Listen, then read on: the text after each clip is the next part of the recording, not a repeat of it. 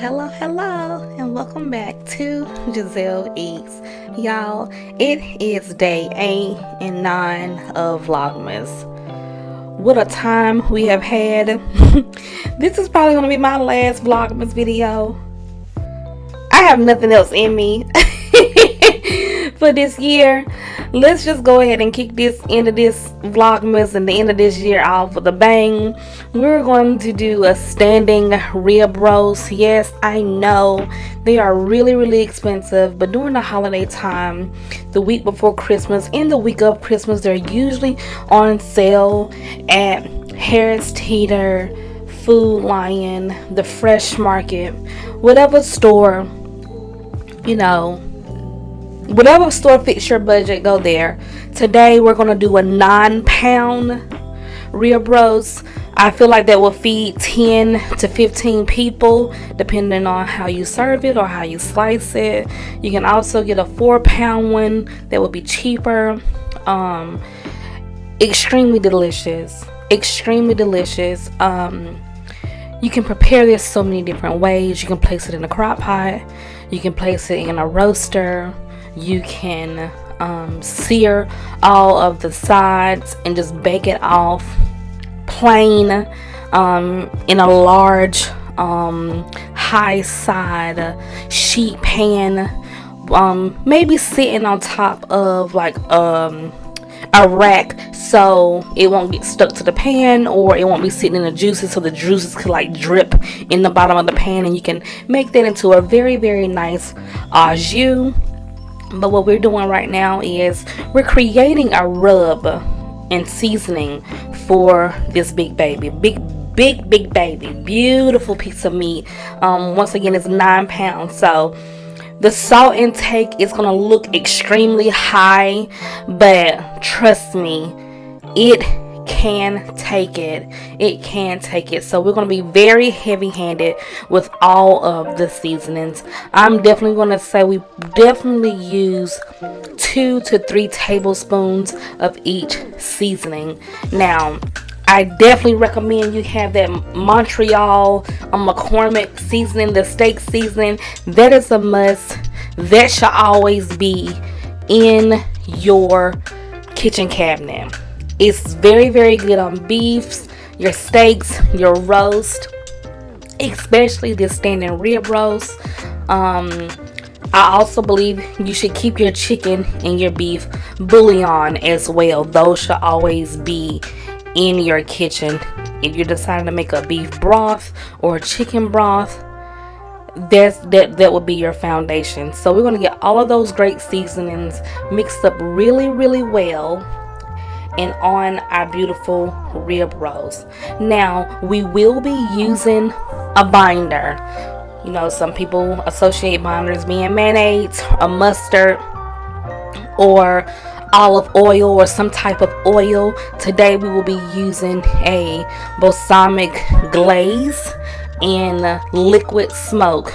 Now, you want to be careful with the liquid smoke because you don't want it to overpower.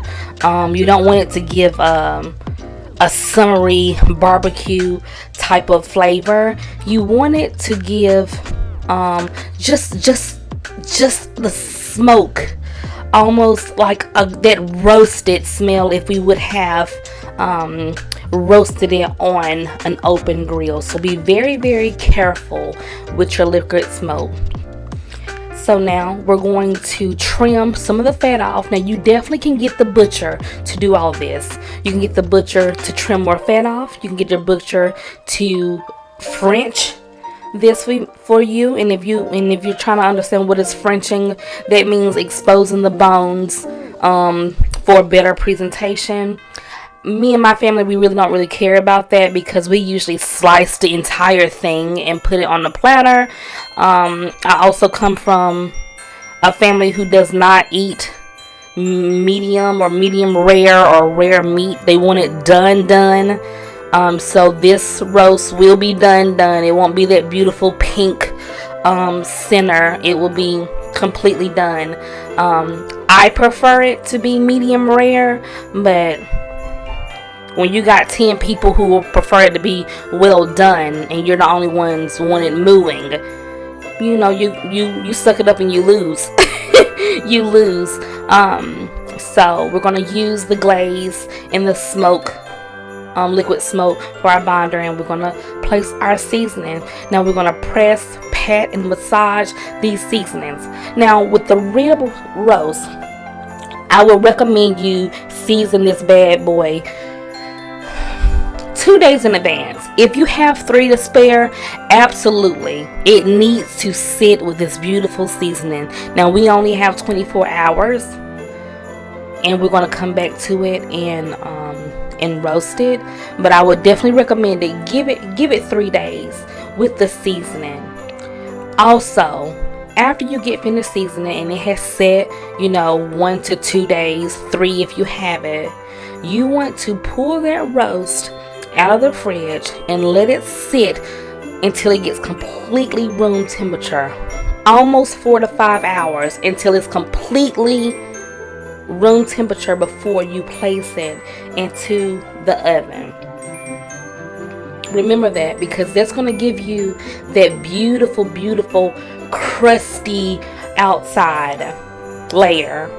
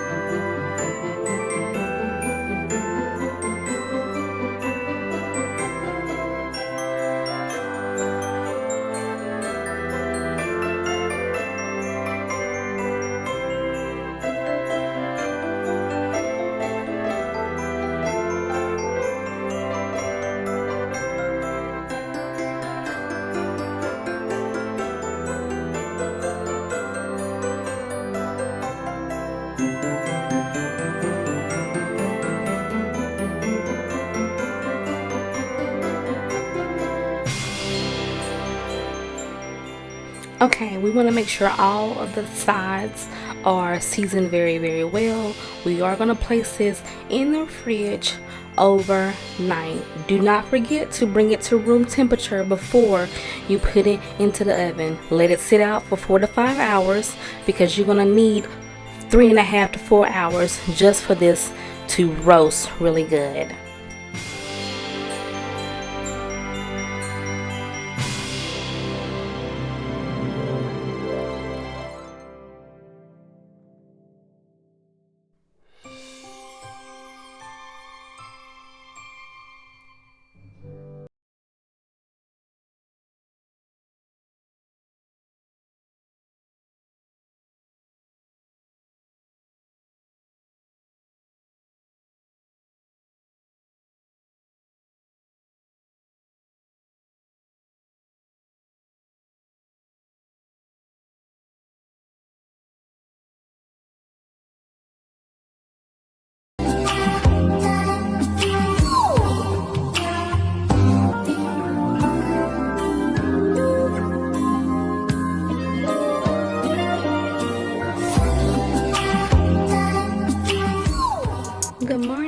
Good morning.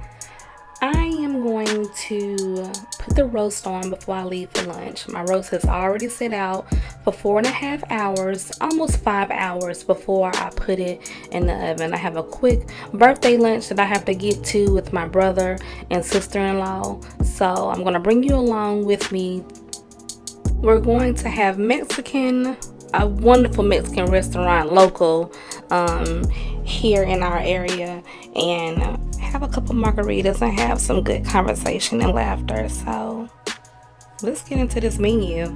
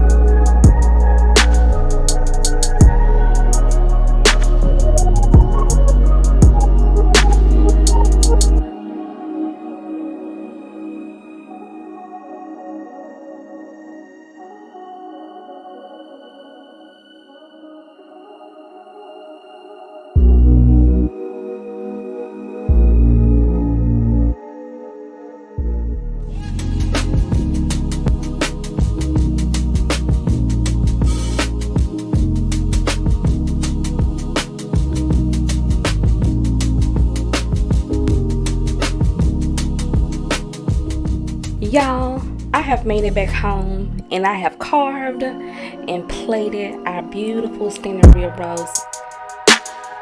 This is a must for the holidays.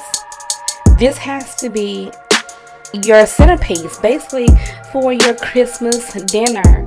I'm gonna pair it, of course, with a cab.